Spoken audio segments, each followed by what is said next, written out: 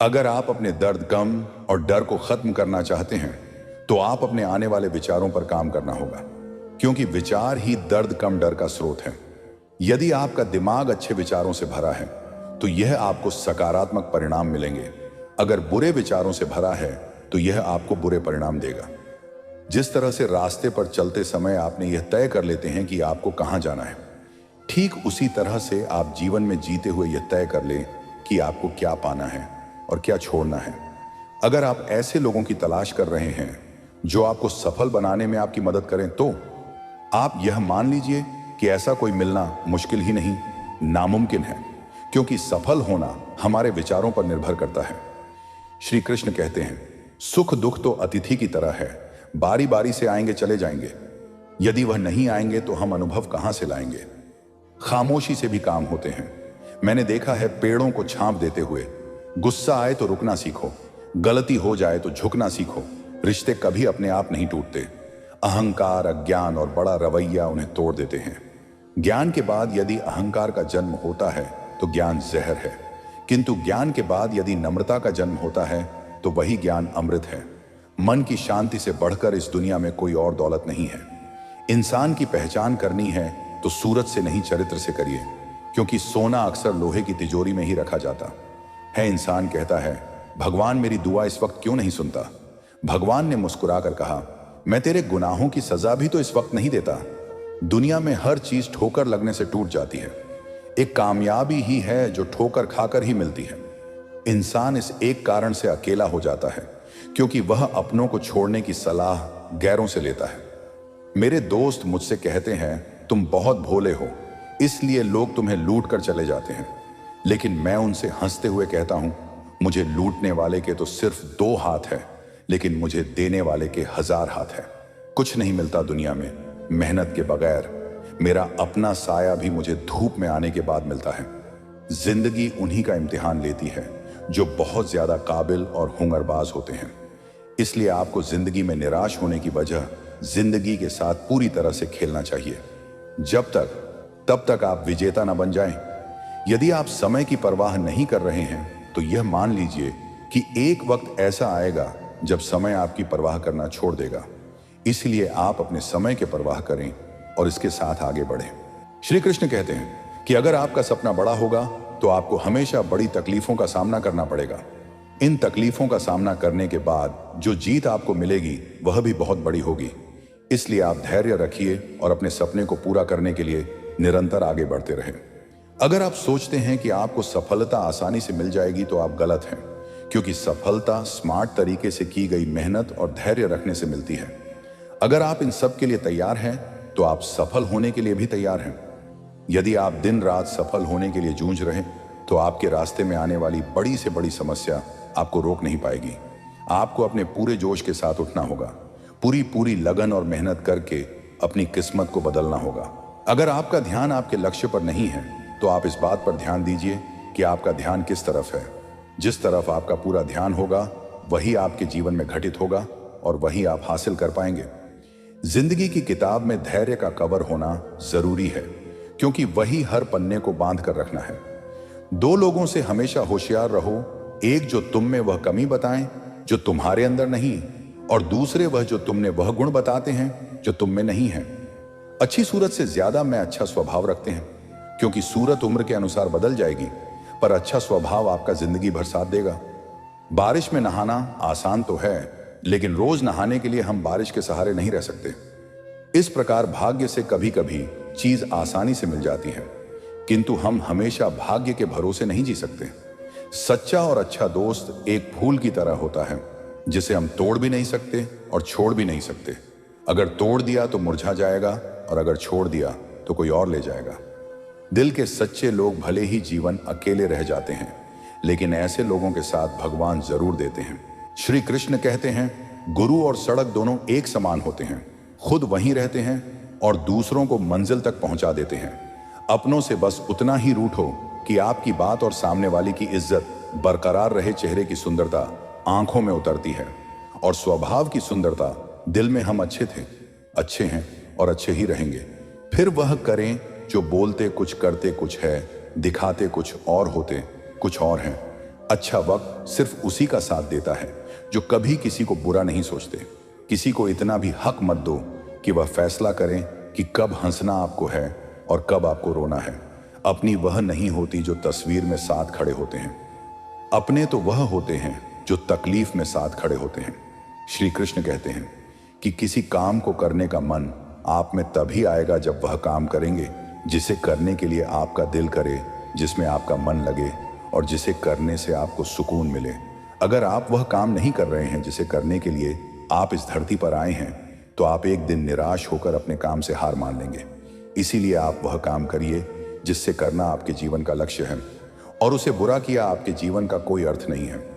यदि आप में किसी को देखकर काम करने का जुनून आता है, तो यह जुनून लंबे समय तक नहीं चलता, क्योंकि अगर सामने वाला निराश हुआ तो समझो आप भी निराश होने से बच नहीं पाएंगे।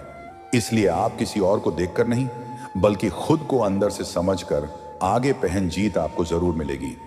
अगर आप जीवन में बड़ी सफलता हासिल करना चाहते हैं, तो आपको जीवन में उतार चढ़ाव से गुजरना ही होगा, क्योंकि बिना उतार चढ़ाव के सफलता की कोई परिभाषा नहीं होती। यदि आप संयम रखोगे तो इससे मिलने वाला फल आपके जीवन सुख, शांति और समृद्धि लेकर आएगा, क्योंकि आप जानते हैं संयम का फल मीठा होता है और इसे बढ़ाने और पकने में एक लंबा समय लगता है। आपके चाहने से यह जल्दी तैयार नहीं होते। जब तक संघर्ष का रास्ता चुनते हैं तो आपको इस राह पर चलकर बहुत दर्द सहना पड़ता है, लेकिन यही दर्द आगे चलकर आपकी की ताकत बनकर सामने आता है और आपको जीत दिलाता है। चेहरा चाहे कितना भी सुंदर हो, अगर आपकी जुबान कड़वी हो तो लोग मुंह फेर लेते हैं, क्योंकि जुबान की सुंदरता चेहरे की सुंदरता से कहीं ज्यादा बढ़कर है।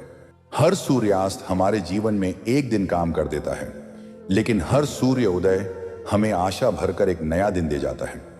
इसलिए सदैव बेहतर की उम्मीद करें। यदि कोई आपसे दूरी बनाना चाहता है तो ऐसा करने दीजिए, नहीं तो आप उसे जितना नजदीक होने की कोशिश करेंगे वह उतना ही दूर जाता चला जाएगा। माता पिता पर उतना ही विश्वास रखो जितनी दवाइयां पर रखते हो। थोड़े बेशक कड़वे हैं, पर आपके फायदे के लिए आशा और विश्वास कभी गलत नहीं होते। यह हम पर निर्भर करता है कि हमने आशा किस और विश्वास किस पर किया है। निकले हम दुनिया की भीड़ में तो पता चला कि हर वह शख्स अकेला है जो दूसरों पर भरोसा करता है। परेशान ना हुआ करो, सबकी बातों से कुछ लोग पैदा ही बकवास करने के लिए होते हैं। सपने देखने वाले सो जाते हैं और सपनों को जीने की ख्वाहिश रखने वालों को आंख बंद करके भी नींद नहीं आती। लोगों को खोने से मत डरो, डरो इस बात से कि कहानी लोगों का दिल रखने तुम खुद को ही ना खो दो। श्री कृष्ण कहते हैं, भक्ति और भरोसा इतना रखना कि संकट हम पर आए और चिंता भगवान करें। अपनी गलती को तुरंत स्वीकार कर लेना और दूसरों की गलतियों को नजरअंदाज कर लेना, यही सकारात्मक सोच की दिशा में पहला कदम है। शास्त्र केवल शरीर को घायल कर सकते हैं, किंतु शब्द आत्मा को भी घायल कर देते हैं। कोशिश करें अच्छा बोले, अच्छा सुन और अच्छा व्यवहार करें। अच्छी नसीहत का असर आजकल इसीलिए नहीं होता क्योंकि लिखने वाले और पढ़ने वाले दोनों ही समझते हैं कि यह तो दूसरों के लिए है। मुझे पागलों से दोस्ती करना पसंद है, क्योंकि मुसीबत में कोई समझदार काम नहीं आता। मिट्टी के घरों में लोग खड़े होते हैं, औकात में भले ही छोटे मगर इंसानियत में बड़े होते हैं। जरूरी नहीं कि जिसमें सांस नहीं वह मुर्दा है, जिनमें इंसानियत नहीं वह कौन सा जिंदा है।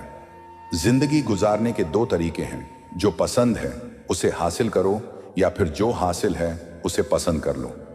दो लोगों को जिंदगी में कभी नहीं भूलना चाहिए, एक जो तकलीफ दी हो और दूसरा वह जिन्होंने तकलीफ में साथ दिया हो। रंग में भी इतने रंग कहां जितने रंग बदलते हैं। आजकल के इंसान संस्कार किसी विश्वविद्यालय में नहीं मिलते, घर के माहौल में ही मिलते हैं। अकेले कमाते हैं और पूरा घर खाता है तो घमंड मत करना। ऊपर वाले को धन्यवाद करना कि इस भले काम के लिए भगवान ने आपको चुना है। दिल में हो जज्बा कुछ कर दिखाने का तो जलते दिए को भी आंधियों को डर नहीं होता। जो दिखता नहीं है वह बुनियाद होती है, वह चाहे ईश्वर हो, संस्कार हो या विचार हो। कभी सोचा है पानी से जुदा होकर मछलियां क्यों मर जाती हैं? क्योंकि उन्हें नहीं मालूम था कि किसी की नजदीकियां पहले आदत फिर जरूरत फिर जिंदगी बन जाती है। भाषाओं का अनुवाद हो सकता है, भावनाओं का नहीं। कभी कभी कदर और एहसास के लिए जरूरी है कि कुछ वक्त उससे दूर रहा जाए। याद रखना, अक्सर वही लोग हम पर उंगली उठाते हैं जिनको हमें छूने की औकात ना हो।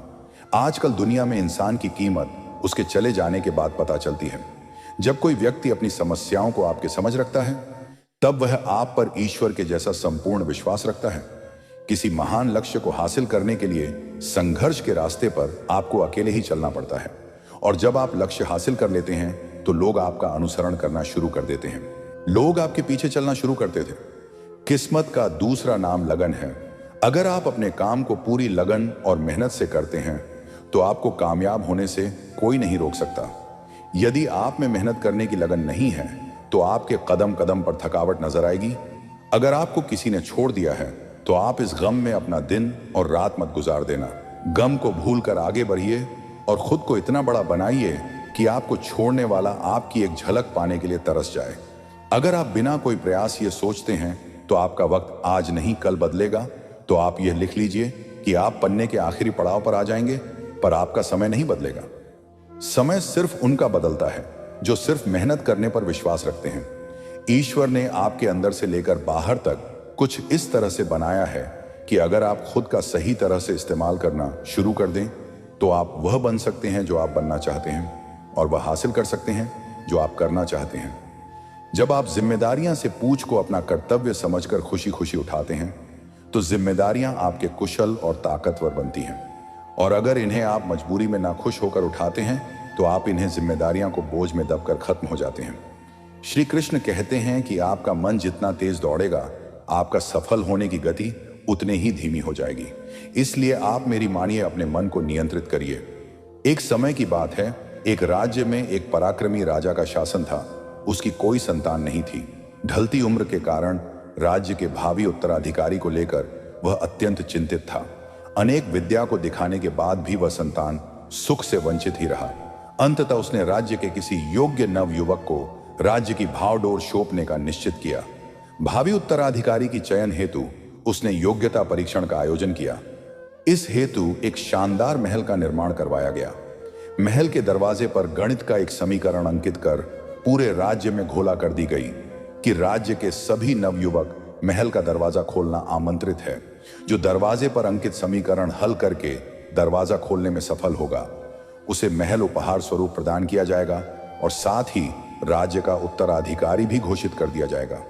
घोषणा के दिन से उसे नवनिर्मित महल में नवयुवकों का भीड़ लग गई। सुबह से लेकर शाम तक नवयुवक वहां आते और दरवाजे पर अंकित गणित समीकरण को हल करने का प्रयास करते, किंतु आश्चर्य की बात है वो थी कि कोई भी उसे हल नहीं कर पा रहा था। कोई उसे लिखकर याद करके जाते और घर पर उसका हल निकालने का हर संभव प्रयास करते, किंतु फिर भी असफल रहे। कई दिन बीत गए।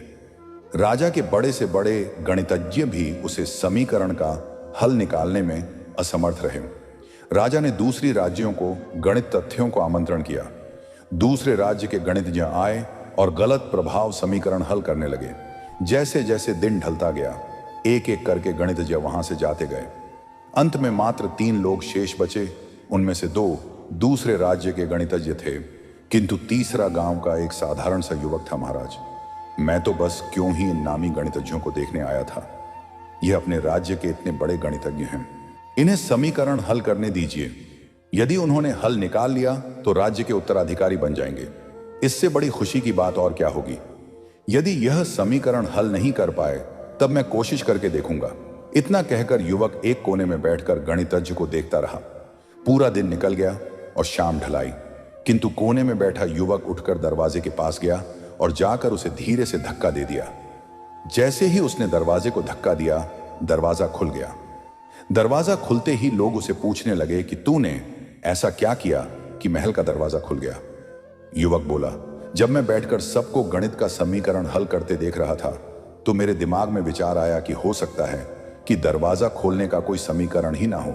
इसलिए मैं गया और सबसे पहले जाकर दरवाजे को धक्का दे दिया। दरवाजा खुल गया। दरवाजा खुलने का कोई समीकरण था ही नहीं। उसका उत्तर वहां उपस्थित राजा ने भी सुना और बहुत प्रसन्न हुआ।